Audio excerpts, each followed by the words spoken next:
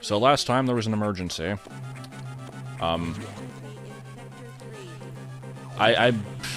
This is the part of the game where it just kind of starts meandering a bit, I think. Also, I like this part because the voice in the background keeps saying emergency in Sector 3, and then Adam says the exact thing right there. Totally necessary. But I know there's an emergency, there's flashing lights. yeah, something's going on. But yeah, at this point we've gone through every one of the sectors one time. It hasn't been in number order, but we've done each of them one time, and now they're like, well, what can we do to elongate the playthrough and, like, add more stuff to do? Just put in a countdown. Like, it's Metroid, people like countdown. Yeah, there's always got to be at least one. Although on the map here, aside from the, like, 6 sections, or 5 or whatever, there's those few blocks on top of it. Do you enter those at all? I can't remember. What do you mean? When it shows the, like, full, like, map of the space station thing. There's just other chunks right. Well, that you could have put map inside of, technically. Yeah, there's the, like, the place where you start the game is, just, like, the main deck above the 6 sectors, and you go back there a couple times. Oh, okay.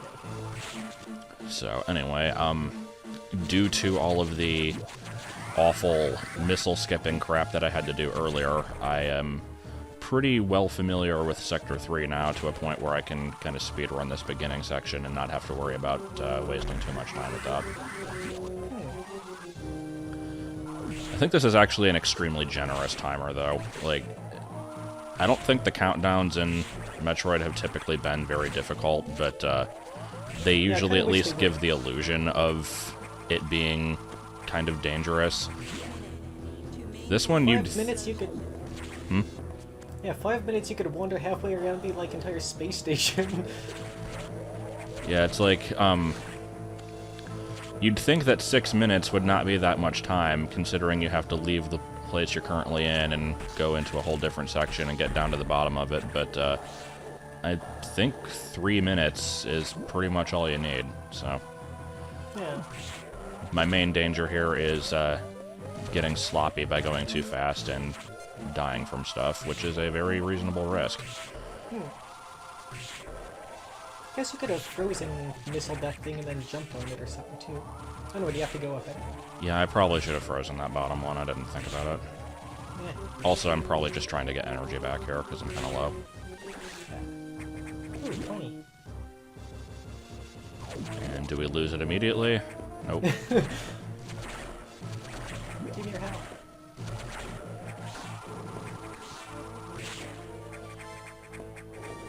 Guess that'd be the Nova. Yeah, I think that's what those are called. Aren't there enemies called, like, Viola and Multi-Viola, and they're not even remotely similar looking?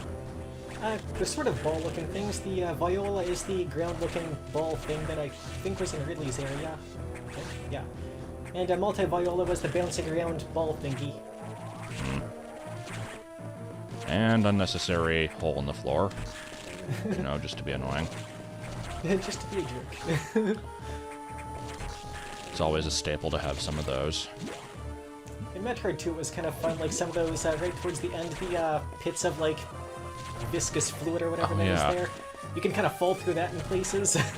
Yeah, when I was playing through the remake and then the original, I had never really noticed in any of my prior playthroughs, but after you kill the final Omega Metroid, the path to get to the Queen is just so needlessly long and winding with absolutely nothing happening. I don't understand the point of that.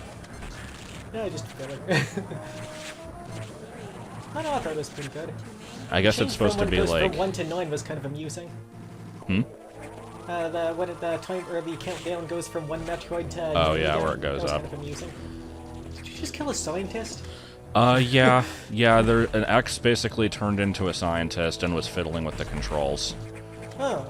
And so, this is actually the first human you see. I was about to say in the game. Actually, I think technically in the series, unless you count the Prime games. Or a Super Metroid at the start of it there.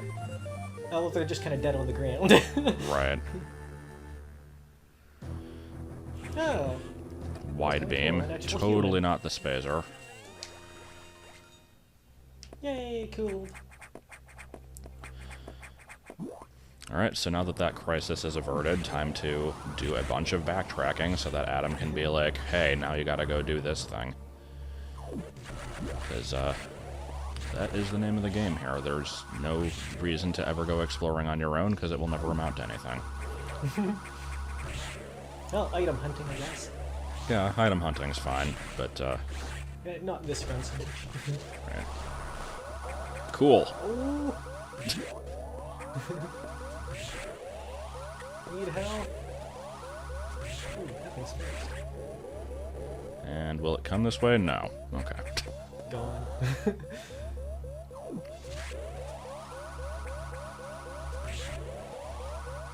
I'm guessing one of those would probably drop in one hit by now. Probably. Flies away again. Yeah. Yeah, it's... Stuff like this is probably going to be a little to watch through because it's just kind of taking forever, but yeah, it's...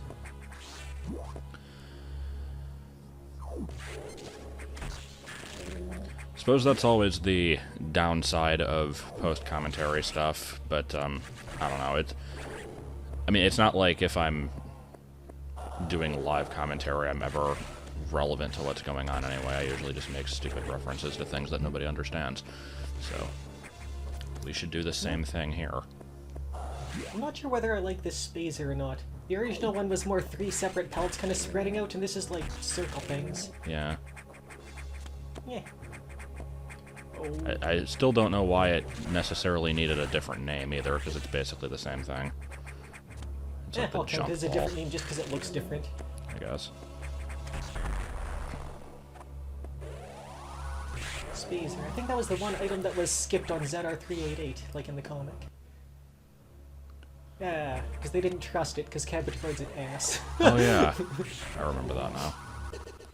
Oh! And yeah, so I didn't want to spoil that that happened.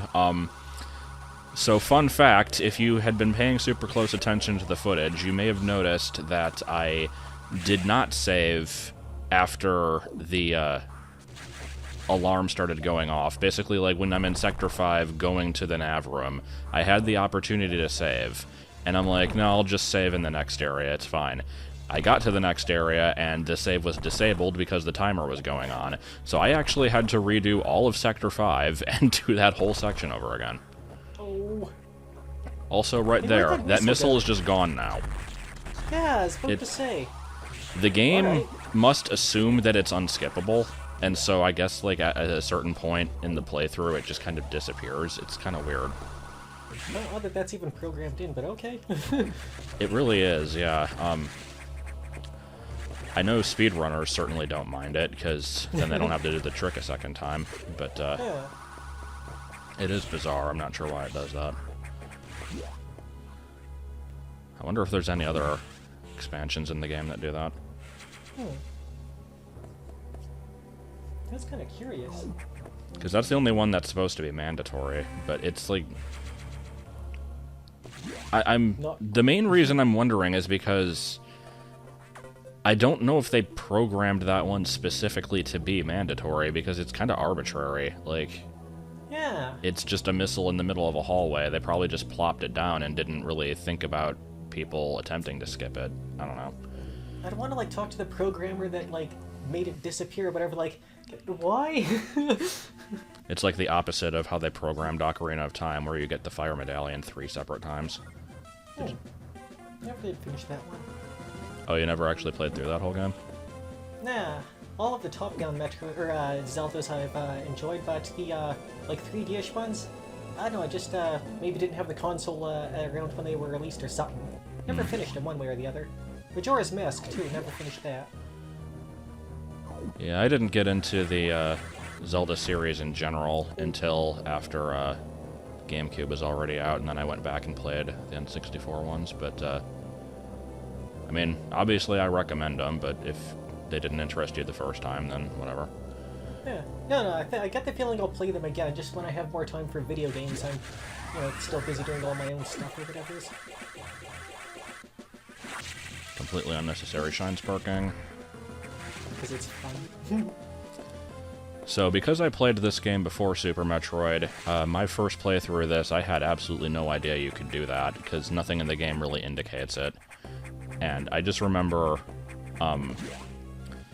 looking at a walkthrough for 100% completion, because I basically tried to find everything that I could, and then was still missing probably like 20 or 30 items at that point. And then it kept mentioning all these things about, like, store the speed boost and jump through this wall, and I'm like, what? And I'd, like, go to test it, and, like, why is this a thing? Like... Though I do notice one thing, Shinesparking in this game and probably others, you don't lose health, but in Super Metroid it made you lose health. Yeah, that was kind of weird. I didn't really understand that. I kind of like that. You're flying through the air really, really fast. It's like taking a beating on your suit or something. That made sense to me in some manner. So here's where I get lost in this area for a while, because it's just kind of a big square, and I wasn't sure what to do. Missile tanker right in the way. Well, not right in the way, yeah. There. It's like, I was pretty sure you were supposed to go into the top left corner and then something to do with the speed boost, but it was not immediately obvious.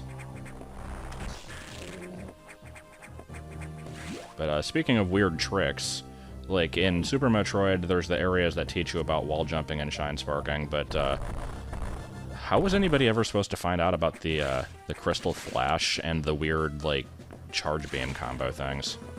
I only ever read about those. I've never even done them myself. Yeah, it's like I think for Crystal Flash, you have to have, like, you select power bombs, and then when you have at least, like, the minimum required amount of ammo but less than 50 health, you go into Morph Ball while holding L and R and down, and then you use a power bomb. It's like, it's the most specific thing ever. Yeah, that was weird. Man, you are still tangled up in Yeah, it's right over here. I didn't realize you could go in this. But, Into the ductwork. The thing about the Crystal Flash that I find annoying is the fact that it specifically requires you to hold L and R, and, It's awkward. I think it's not that it has to be the L and R buttons, it has to be just the buttons set to, like, aiming diagonally up and diagonally down, which by default is L and R. But, one of the problems I have with that game is... No animals, be free. I do like the little animals. One of the problems I have with that game is the fact that there's a dedicated run button, and I could never really find a comfortable setup to be able to press run, jump, and shoot without, like, making it really awkward. So, what I would usually do is I would move run to R, because then I can kind of just do that with a different finger. But okay. The game, if you do that, it doesn't let you put the diagonal aiming buttons on anything else. So you're just completely blocked out from doing the special move if you do that. Well, that sucks. I never really used the diagonals at all. Yeah, it's like... In this That's more playthrough, for I actually completion. can't. My keyboard just doesn't really allow it. Because I have... In this game you could, though? It was possible in this game, though? Yeah, because in this game, you hold R for missiles, and you hold L for diagonal aiming, and in certain boss fights, like the spider one, it would have been really useful to have, but with the setup that I always use, there's no real way for me to do it, unless I could map it to a different button, but I'm either too lazy, or I've tried it once, and I couldn't get used to it. It's not worth it. It's like, whatever. Go, now. Off to Sector 5! Again. Been here, like, what, 10 minutes ago? Still several doors that you haven't gone through on the map, and they're mildly annoying me. Yeah, usually when I play through a Metroid game, if I'm 100%ing it, I also make it a point to uncover every square on the map. Yeah, I like to do that. For this game, I would be doing that, but since I'm skipping so much stuff anyway, it's like, whatever. Yeah. I guess you pretty much know exactly where you gotta go, for the most part. So, to review, we were in Sector 5, something started blowing up, we went out to fix that. He's like, hey, there's some stuff that's alive here, go check it out. We found it, it was animals. Now he's like, just go back to Sector 5, it'll be fun. Just running around a little. Like, seriously, put bridges between these sectors. You'd think that'd be a common passage. They do exist. They're just usually blocked by screw attack things. Yeah. Oh, hey, I just noticed you got Lock 3 open. Hey. Oh, yeah, I think they did that in the last video. I don't remember. Yeah. It was fairly unremarkable when it happened. Save.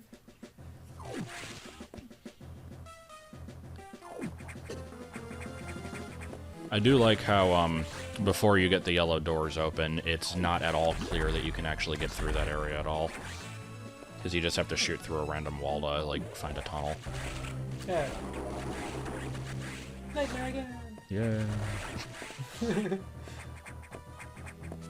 I did kind of like that in the game, just kind of like off in the background, like, the hell is that thing? Yeah. It's like, you know it's going to come into play at some point, but no clue what it's supposed to be. Yeah, this game was pretty good for that. Except, I guess, going by, like, timeline and not release date, Other M technically comes before this game, so she should know what Nightmare is, because it was in that game. Twice. Oh, okay, well, very good then. I don't know why, it just kind of was. Can't recall. Alright. I just remember in the, like, second half of that game, you fight Nightmare, you fight the Queen Metroid, you fight Nightmare again, and then the final boss is just a cutscene. Also, that really looks like it should be something. Yeah.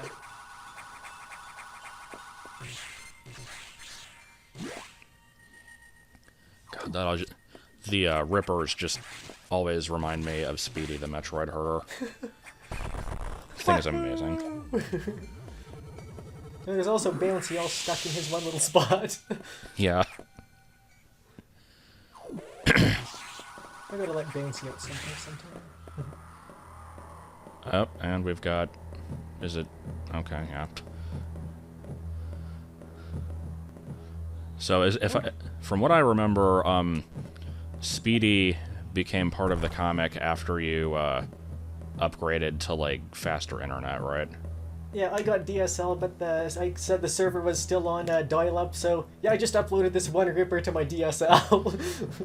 Wasn't it, like, really bad dial-up, too? I think I remember it being worse than 56K. 33.6 when I started. Jeez. Yeah. And here I wait for forever because I'm not sure if I'm supposed to actually do anything. Yeah, does she just walk back and forth there for a while? It appears to be the case, yeah. It's like, I really don't want to blow up this wall and have to run away, but I'm pretty sure that's what I have to do here, so, okay. I don't think I've ever waited there that long. Kind of cool looking background panel things. And I did not get followed, so Yay. That was a very useless room. She didn't mind, apparently. Super bomb going off? I'm sure it's nothing. There is the first of the 4,000 power bomb upgrades.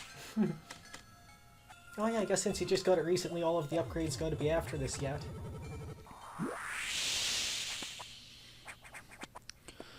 And I think this is my third time going through this section now, because the lower half of Sector 5 is really annoyingly put together, and you have to keep going through this really circuitous path. It looks like there's a lot of backtracking. Yeah. Which stands to reason, it's a space station, I suppose.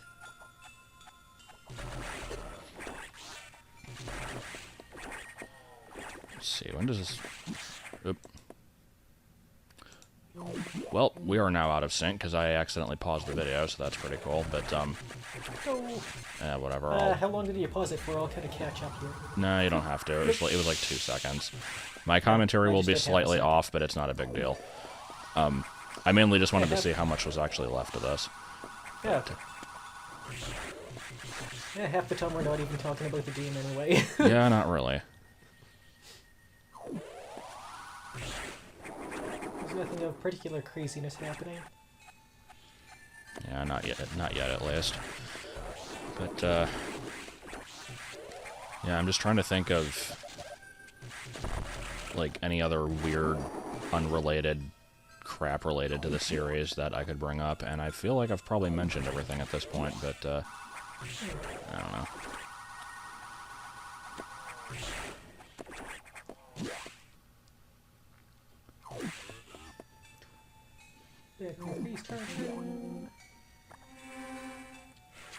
So I'm assuming you played the NES Metroid around the time that it came out, or shortly after, right?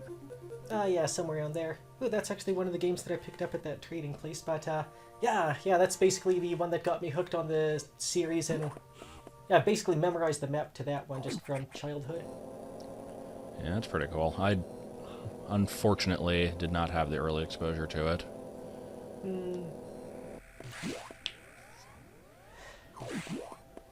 I'm trying to imagine even going through that one without a map, because the first time I played it was just in the, when you link up Fusion and Prime and you unlock it. I played through it on the GameCube, and I think I tried to do a little bit of it without help, and then just kind of gave up early on, because I'm like, yeah, you know, there's no way I'm going to do this without spending, like, months of my life figuring it out, so whatever.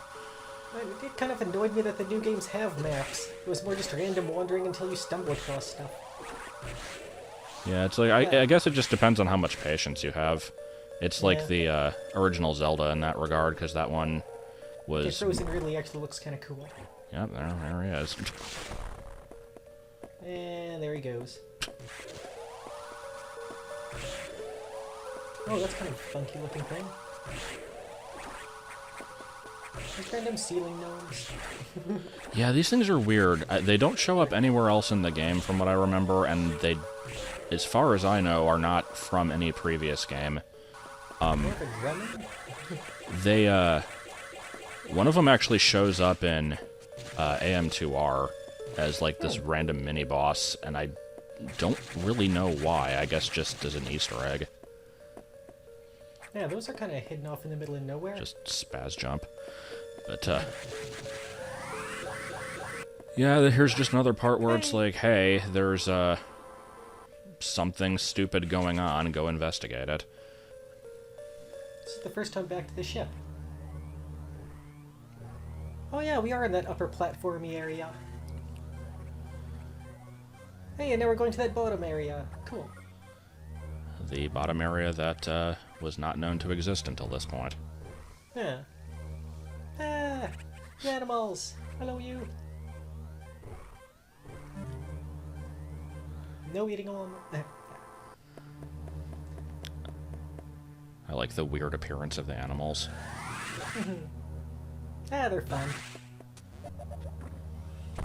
I just find it funny how they, first appear as the, like, optional thing you can do at the very end of the game, and in Super Metroid, and there's, like, no real reason to do it, and then it's, in this game, they're actually, like, vitally important to the story. Yeah. Well, I didn't even know about the saving the animals for, like, ages.